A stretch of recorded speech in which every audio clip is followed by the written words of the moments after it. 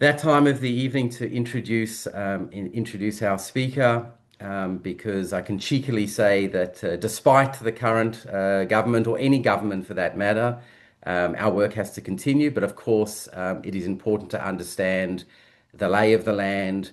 The fluctuations, the daily changes in Israeli politics is something that impacts communities across Israel, but of course it impacts us in the diaspora as well.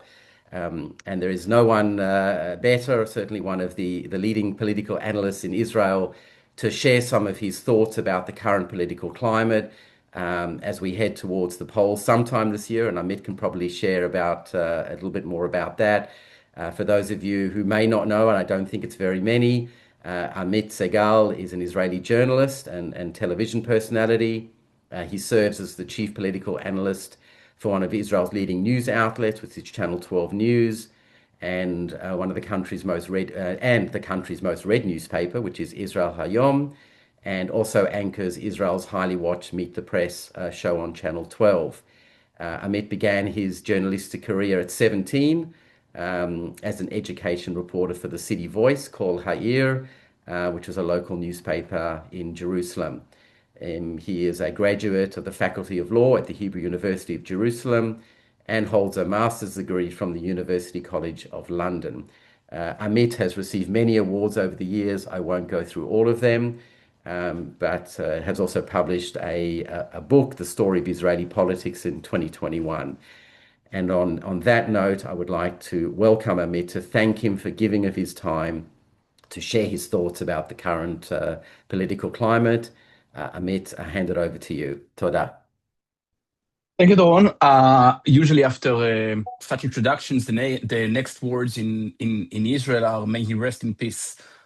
So thanks for it. It's almost illegal in Israel to give such compliments. So thank you very much. Just two housekeeping notes. One, the book was published in English too, under the name "A Call at 4 a.m."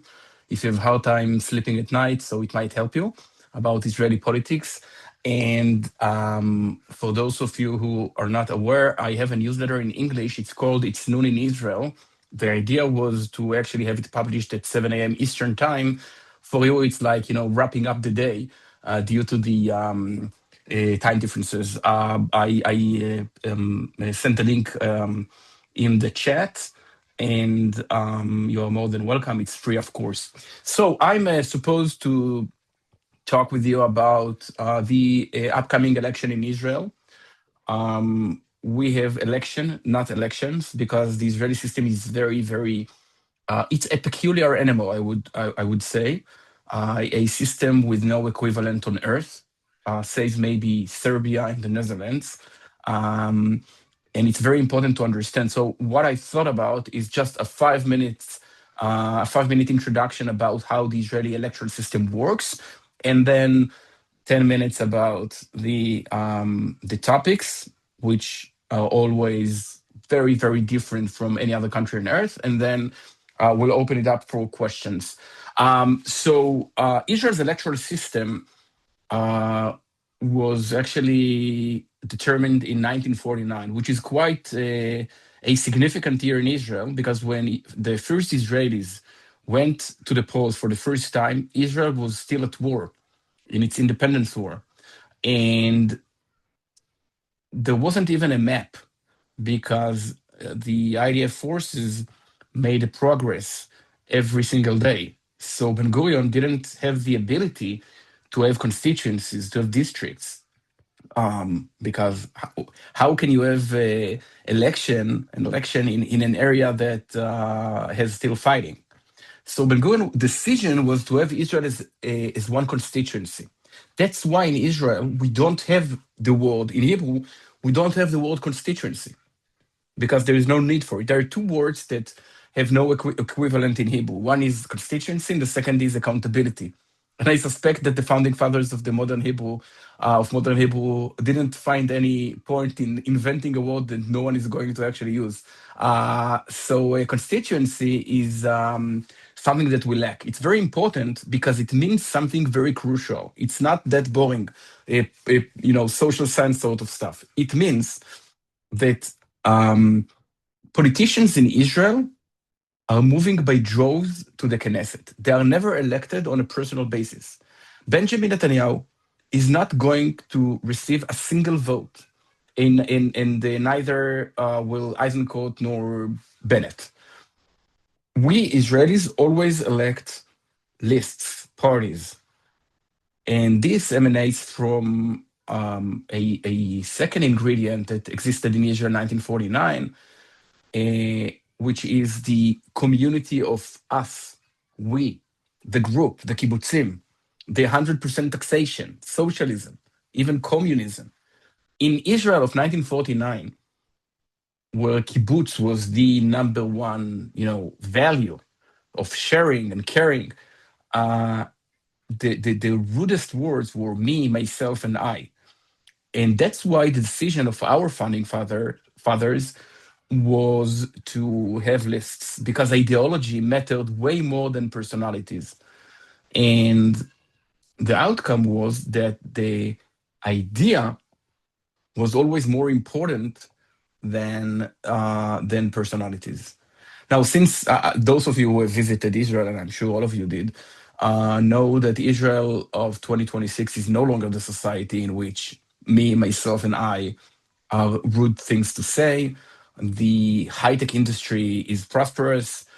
Individualism is very important, and yet we still have the same system, which leads this contradiction between the structure of the Israel's election system and the Israeli values of 2026 creates some peculiarities in which you don't have to get an outright majority in order to get elected as prime minister. In fact, Israelis do not elect their prime ministers. The prime minister is to be elected by the Knesset. It might sound as something boring, but it isn't. It paves the way for a political bribery and blackmailing as a tool to get more power. The number one example is, of course, the fact that Naftali Bennett served as prime minister with only 5% of the popular vote. Another example is the ultra-Orthodox grip of Israel's political system, because they are the kingmakers. So in Israel, the kingmakers are sometimes the kings themselves. It leads to something, it's not unique for Israel, but the magnitude is unique. That most of the times, there is no direct correlation between what the public wants and what the public gets. You might want a specific prime minister, but you are going to get the other. You want the ultra-Orthodox community to go to the army and to help the community, the economy to thrive. Nonetheless, their fingers actually helps them preserve their unique ecosystem. And while Israelis want unity governments and agree on 80-90% of the issues, usually the government that they are going to get are narrow coalitions with a razor-sharp majority. That has been the case over the last 12, 15 years. So this is a problem which might be severe for societies like Belgium or Australia or the Netherlands. For Israel, a society at war, it's dangerous. It creates an existential threat. Why? Because it leads the political system, hence the entire society, to have what I define as a cold civil war, when times do not allow Israelis to waste too much energy on this, because half a mile from our border, there are enemies who are waiting to destroy the very state of Israel. So this is in my opinion, Israel's number one problem. I don't want to get into the details how to change it, but I do think that Israelis are now, post-October 7th, fully aware of it, and the conclusions might be seen on the day after the coming election. Or the election themselves, the election itself. In Australia or any other place on earth, the political system is organized around economy. If usually, generally speaking, the left belongs to socialists, social democrats, in the past communists, and the right belongs to capitalists and libertarians.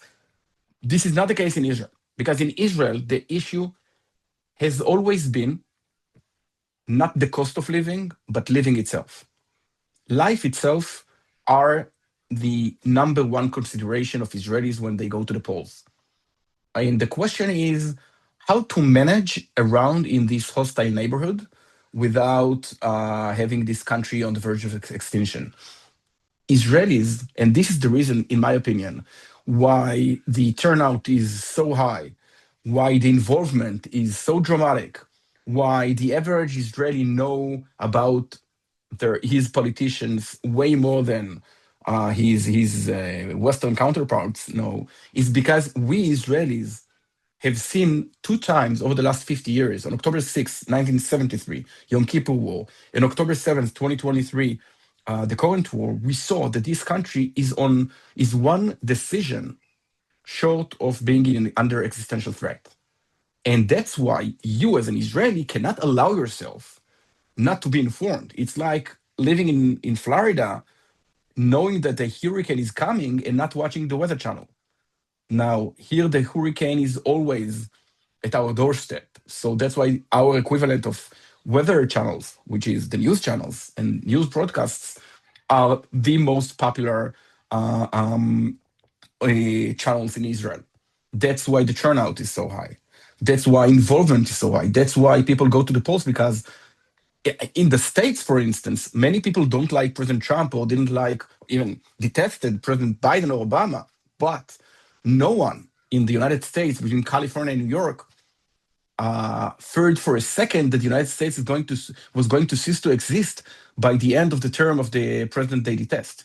In Israel, you always fear that if you belong to the right wing, then the center-left prime minister is going to withdraw from Judea and Samaria, thus paving the way for a war from there, or that a lunatic right-wing prime minister might lead Israel towards isolation and arm embargo and to the destruction of the country by the end of this very term. This is the frame, the framework, and of course it didn't change. It was only enhanced following October 7th.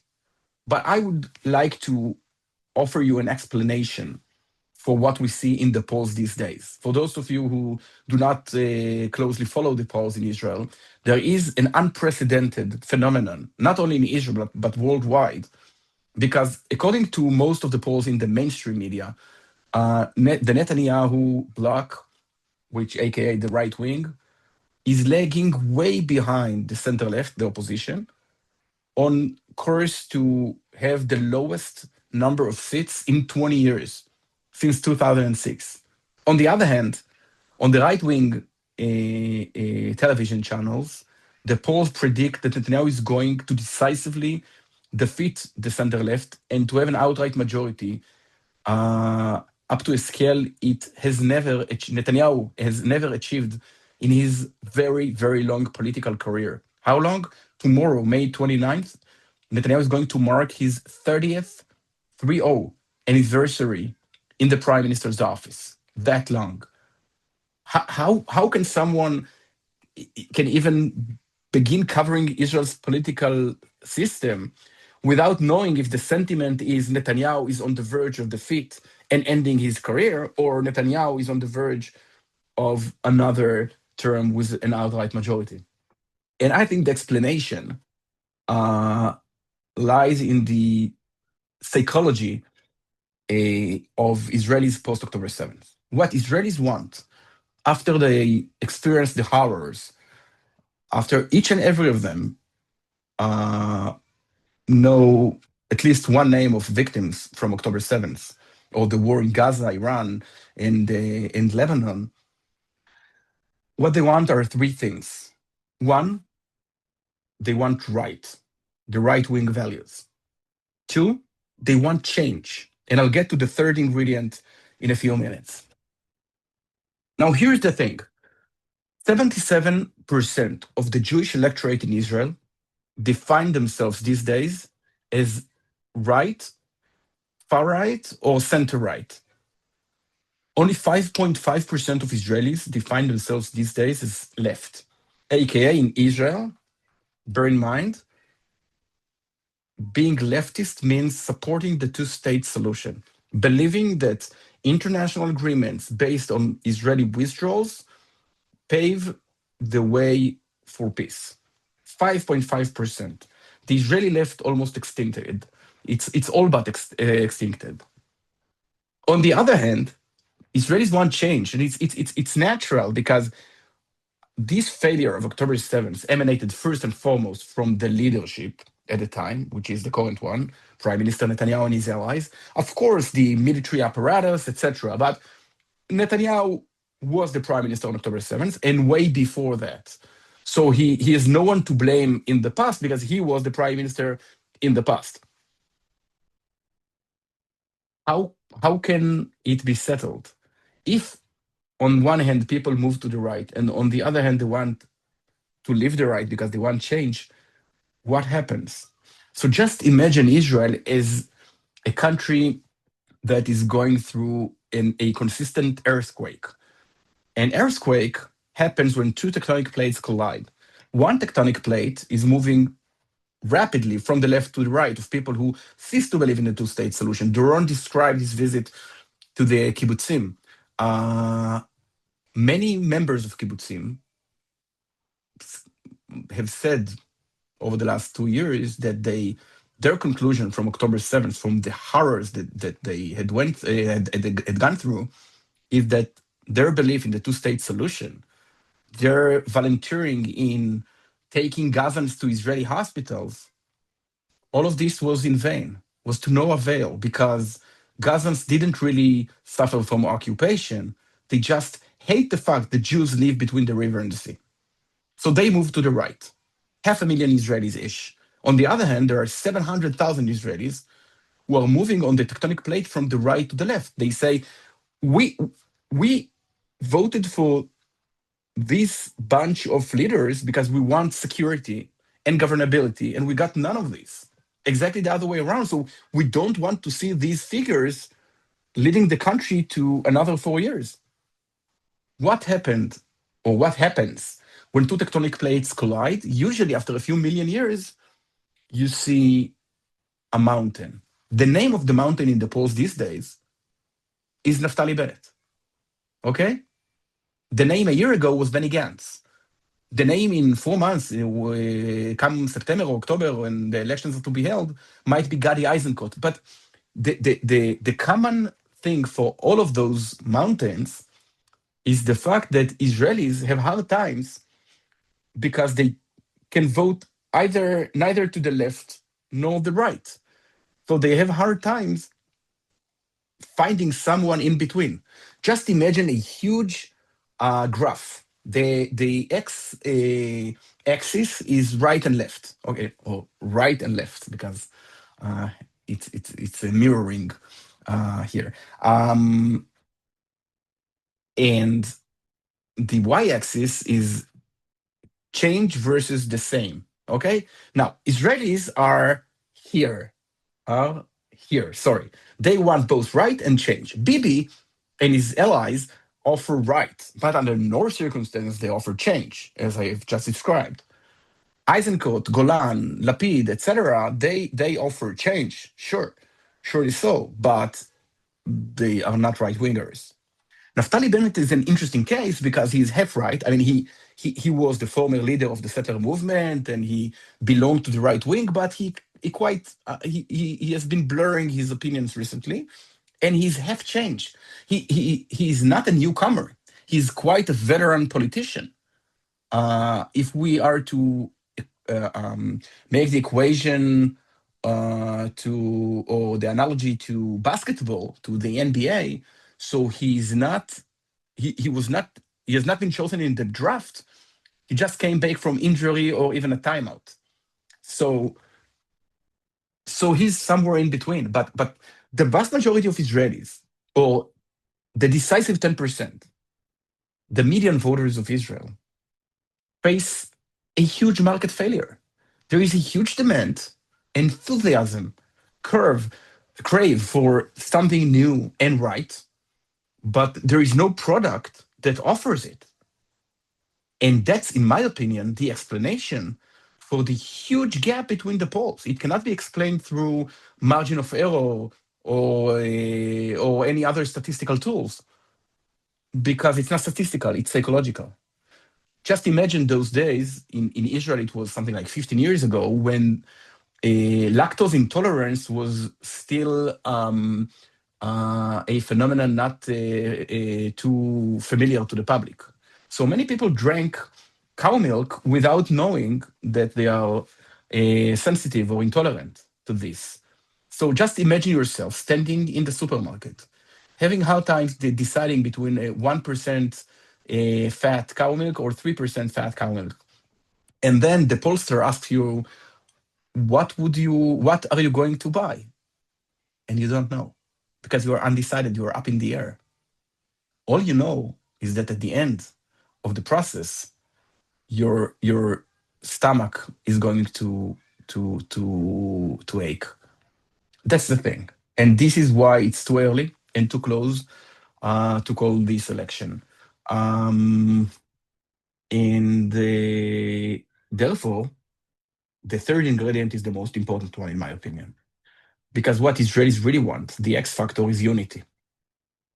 Anyone who saw the Hamas terrorists chanting, "Here are settlers, let's kill another Jewish settler," when they entered the kibbutzim, and anyone who knows the difference between the far left kibbutzim and the far right settlements know that if our enemies do not bother to even differentiate between those two groups in Israel, so perhaps we should pay less attention to the differences between us and to invest more times in defeating these enemies once and for all. So I think he who is going to offer unity is going to be the decisive factor of this election.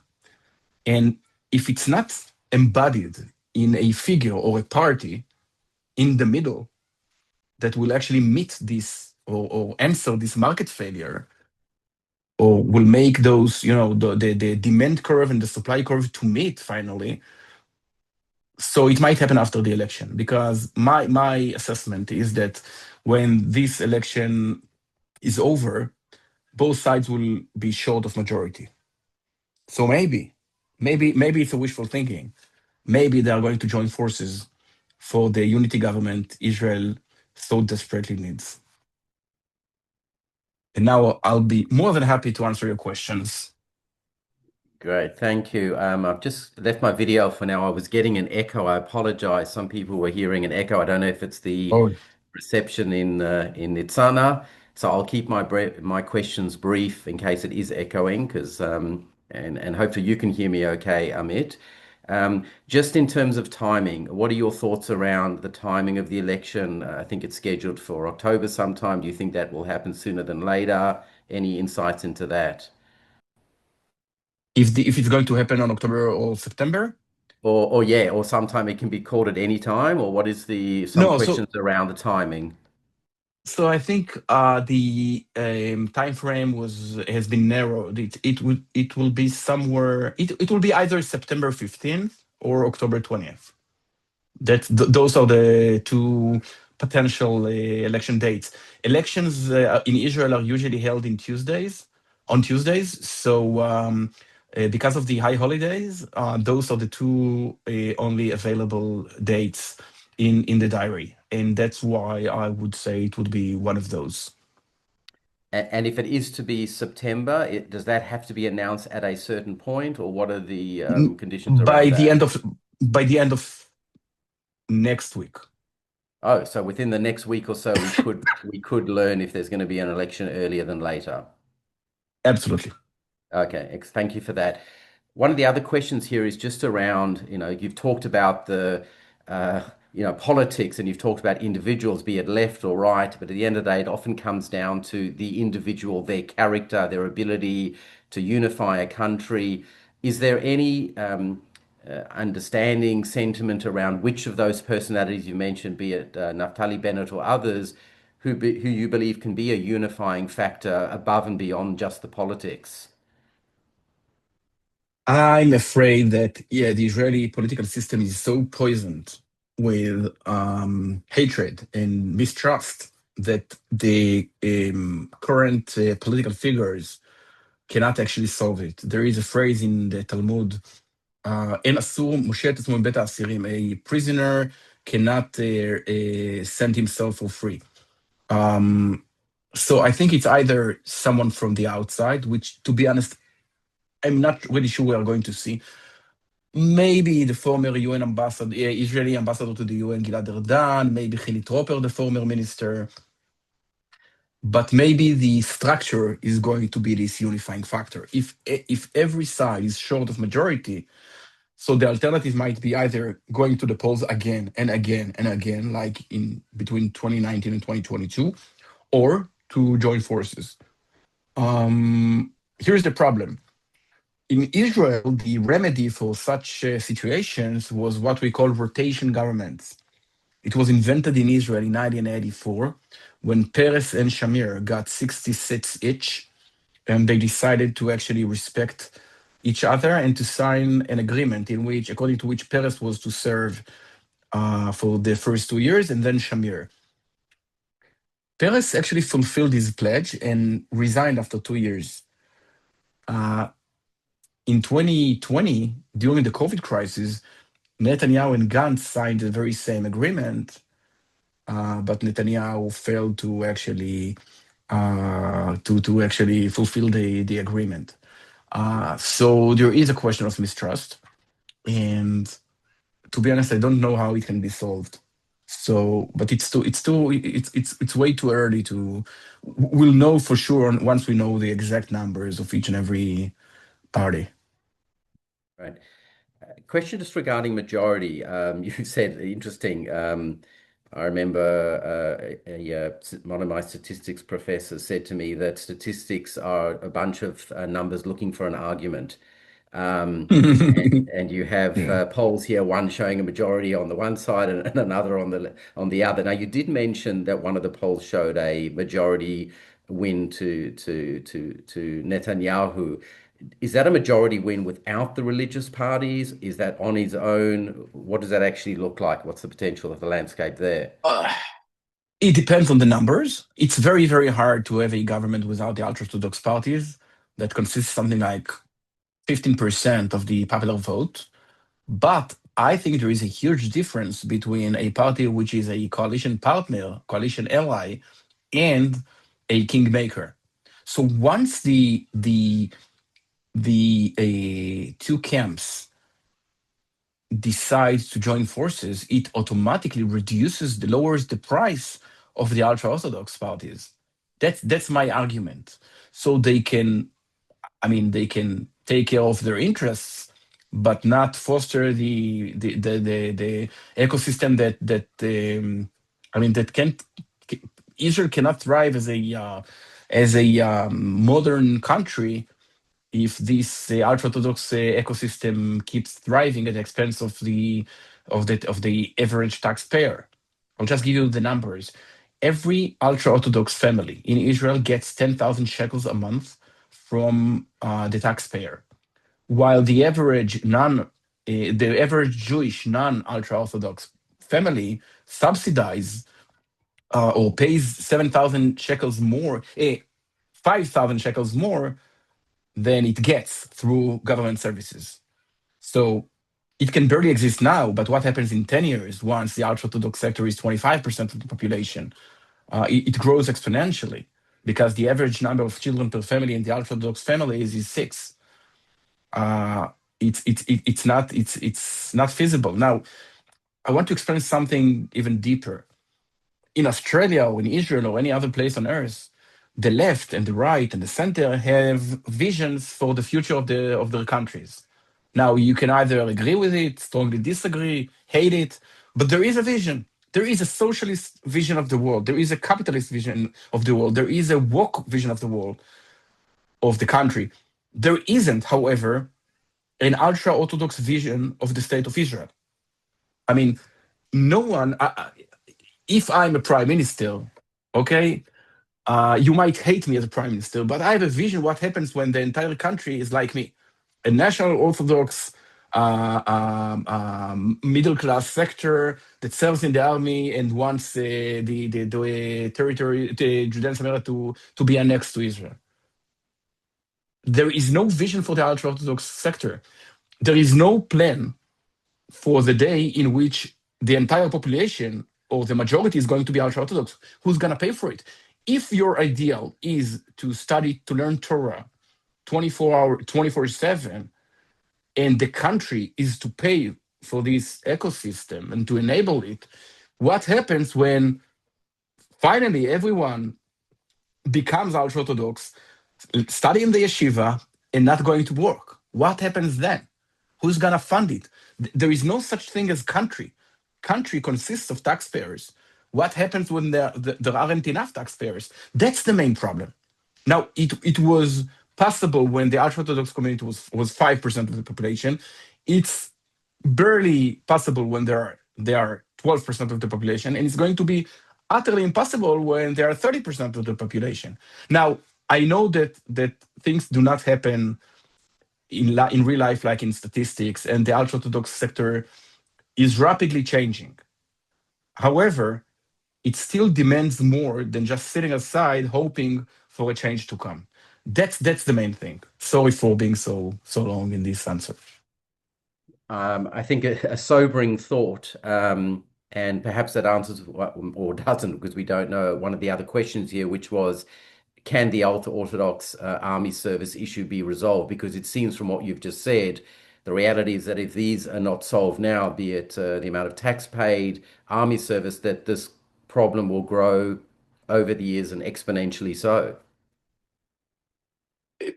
So what the question is? The question is whether you think this army service can be resolved, because if it's not resolved Okay. now, the problem is only going to Okay, grow.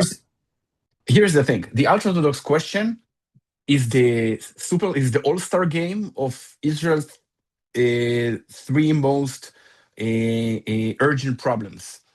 The security problem. We need more soldiers. By the way, the IDF, prior to October 7th, hadn't believed in the idea of a big army. The belief was that high tech and cyber and Air Force are going to solve Israel's problems. And we know it's only half the answer for our enemies, because you cannot defeat Hamas or Hezbollah without boots on the ground, for instance. So this is one thing. The second is economy, as I've just described. And the third is identity. There is fear among especially the center left. I think it's not justified. It's unjustified, but I can't argue with emotions that once the ultra-Orthodox community grows bigger, it's going to change the very nature of Israel towards yet another religious country, failing religious country in the Middle East. So here is the question. This is a severe, I don't want to call it a problem. It's a huge challenge. How do you solve it? How do you touch it? How do you describe it? I think the worst possible way to deal with this challenge is through the military service. Why? Because there is no way to force someone to serve in an army without motivation, without being educated on the value of serving in the IDF. If your entire society bans you, thinks that it just doesn't make any sense. So force enough would not help. What I would do is something which might sound counterintuitive. I would exempt every single ultra-Orthodox youngster from serving in the army unless they want. But on the other hand, at the age of 18, I would allow them to go to work, and thus breaking the unholy Gordian knot of having of you do not go to the army, hence you do not go to work, and then the entire society is going to change. The problem is that post October 7th, there is no tolerance to this idea, because if your spouse has served so far 700 days in reserves as a reservist, you have no tolerance to hearing that his counterpart or an ultra-orthodox guy in his age can actually work and earn money, etc.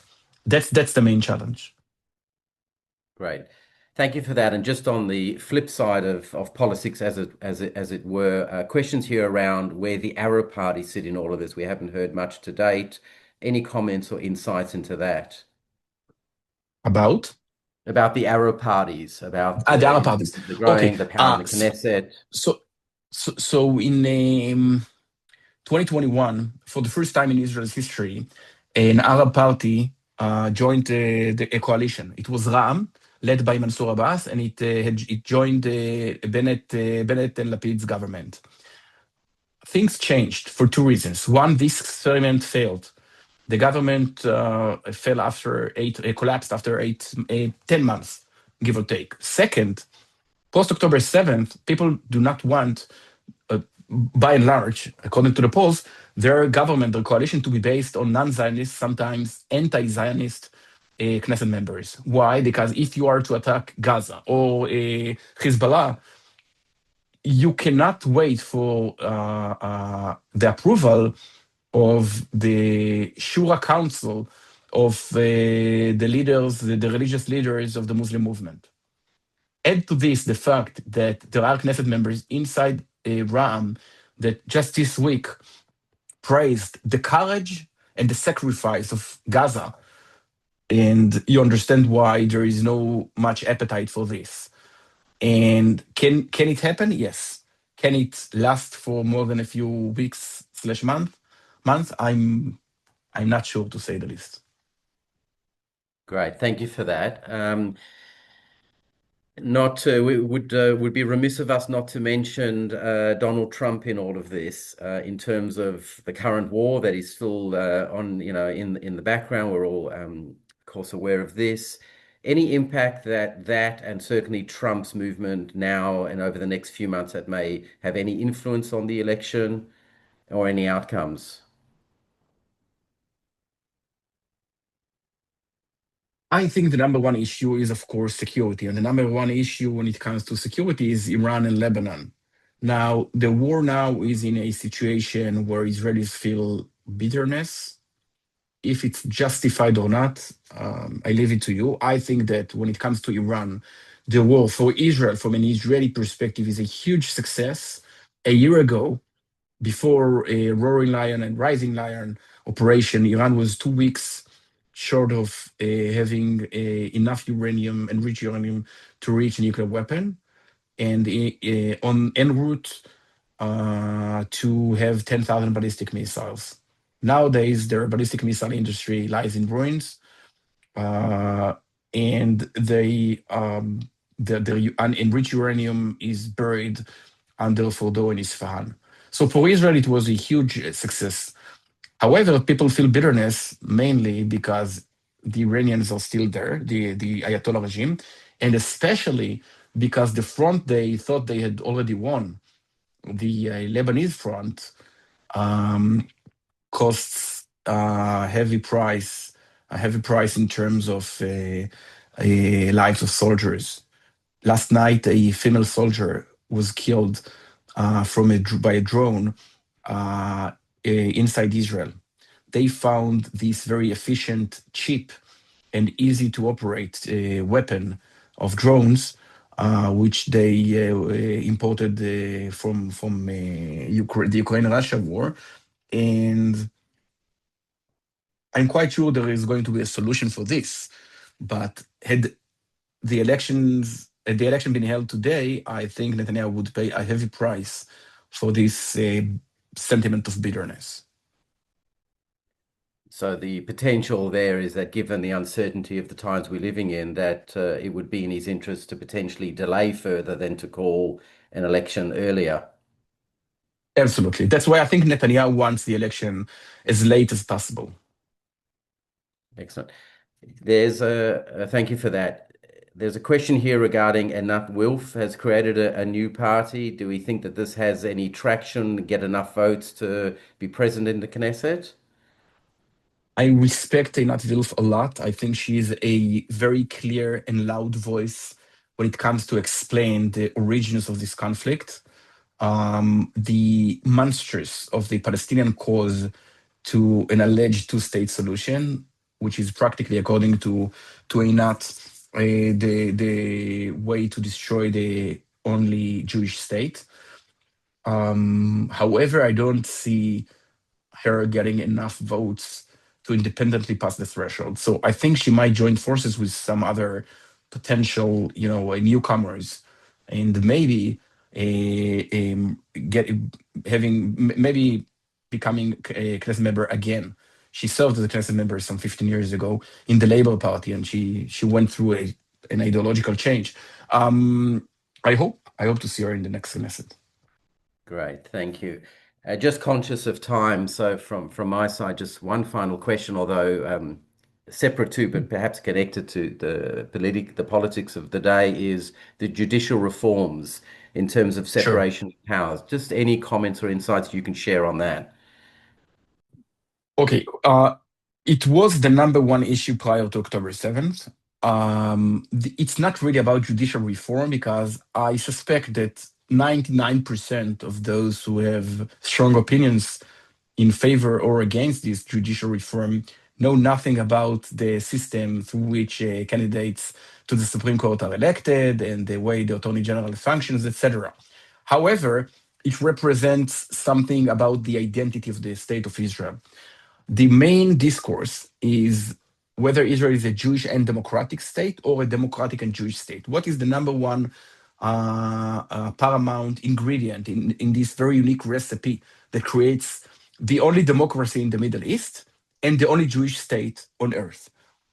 Those who believe that Israel's strength emanates first and foremost from it being a liberal democracy are not willing to give up even 5% of the power given to those liberal institutions or liberal held institutions because they feel that it would pave the way to Israel for Israel to become yet another failing state in the Middle East based on religion. And those who believe that the reason we're here, surviving against all the odds, is the fact of us being a Jewish state, first and foremost, would not be willing to give even 5% of Israel's Judaism, public transportation in Shabbat, etc., or limiting the power of the elected branch, which is usually more conservative, more Jewish, more religious, because they feel it's going to actually make Israel like the Crusaders 1,000 years ago. People that came here because they believed in the Holy Land and they gradually forgot why they came here and they fled back to Europe. That's the main debate. That's why it's so the debate is so heated. And nonetheless, I believe solutions can be found quite easily. I don't want to bore you too much, but there are ways to actually balance those two because I truly believe that 99% of the Jewish population in Israel really want Israel to be Jewish and really want Israel to be democratic. Amit, thank you for that, for taking your time to share your insights, your knowledge on the subject. Complex as it comes, I think, in world politics, Israel is certainly up there. We're number one in many things in terms of our innovation, but certainly in complexity of politics, I think we also rank fairly highly. So we appreciate you sharing those insights, explaining to us and the audience what might lie ahead over the next coming months. It'll be interesting to see what happens in the next week or so if that election is called. I think what you're saying is Yes. that could very well be later on. And then again, I So would like to urge you to subscribe to my newsletter, and the link is have there you put that in on the the chat? chat. I mean, you In put the it in the chat. chat? Thank you. Yes, absolutely. So And I really we didn't speak about Australia. I know it's a tiny country, uh, you know, but nonetheless, I know you are going through very complicated times to say the least. So our thoughts are with you, and I'm sure vice versa. we appreciate that. We appreciate the sentiment. We certainly have challenges here as well, which we are dealing with currently. But again, thank you. And as I mentioned in my introduction, despite all the politics, we as JNF here are serving those communities, the civil society, like on October 7, who stood up in protection of our country, to create law and order, as it were. Same now with the communities I visited, who are standing up with a vision for the future, notwithstanding the challenges that remain. And we certainly will continue to play our role together with those supporters here on this call and others to support, one family, one community at a time.